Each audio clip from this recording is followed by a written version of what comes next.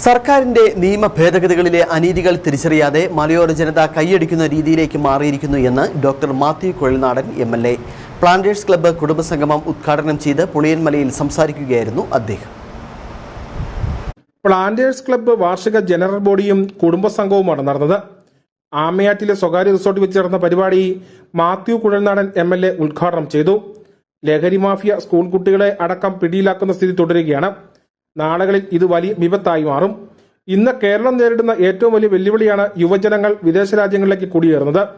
ഇടുക്കിയിൽ നീറുന്ന നിരവധി ഭൂപ്രശ്നങ്ങൾ നിലനിൽക്കുന്നുണ്ട്. എല്ലപ്പട്ടയ ഭൂമികൾ കൃഷിക്കും വീട് വയ്ക്കാനും ചെറിയ വ്യാപാരശാലകൾ പ്രവർത്തിപ്പിക്കുവാനും അല്ലാതെ മറ്റു കാര്യങ്ങൾക്കൊന്നും അനുവദിക്കാൻ പാടില്ലെന്ന നിലപാട് സർക്കാർ സ്വീകരിച്ചു. ഇത് നടപ്പിലാക്കിയത് ആദ്യം ഇടുക്കി ജില്ലയിലാണ്. എന്നാൽ ഇത് കേരളമെമ്പാടും ബാധിക്കും. അവിടെയെല്ലാം ബഹുനില കെട്ടിടങ്ങളും വിവിധങ്ങളായ സ്ഥാപനങ്ങളും പ്രവർത്തിക്കുന്നു. എന്നാൽ ഈ വിഷയം ഇടുക്കിക്കാരെ മാത്രമാണ് ബാധിച്ചത്.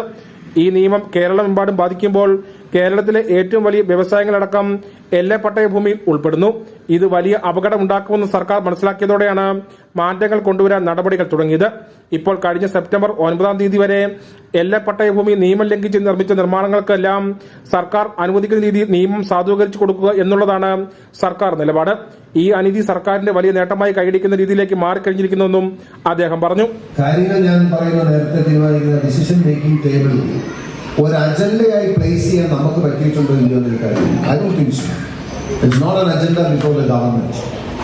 ഗവൺമെന്റിന്റെ മുമ്പിൽ അജണ്ട.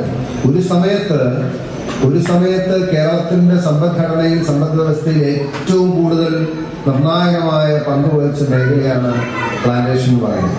നമ്മുടെ റബ്ബറും കാഷും അതുപോലെ തന്നെ ഏലം, അതിനൊക്കെ പൈസ ഉണ്ടായപ്പോഴാണ് ഈ കോട്ടയത്തും എറണാകുളത്തും വലിയ ബിസിനസ് നടന്നത്.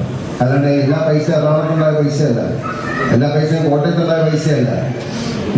Club president Siby Abraham, secretary Roby Joseph, joint secretary Sony MC, advocate James Xavier എന്നിവർ സംസാരിച്ചു. യോഗത്തിൽ മുതിർന്ന അംഗങ്ങളെ ആദരിച്ചു. വിവിധ പരീക്ഷകളിൽ വിജയികളായവരെയും അനുമോദിച്ചു. തുടർന്ന് പുതിയ പ്രതിനിധികളെ തെരഞ്ഞെടുത്തു. പ്രസിഡന്റായി സിബി എബ്രഹാമും സെക്രട്ടറിയായി റോബി ജോസഫും തെരഞ്ഞെടുക്കപ്പെട്ടു. News bureau, Kattappana.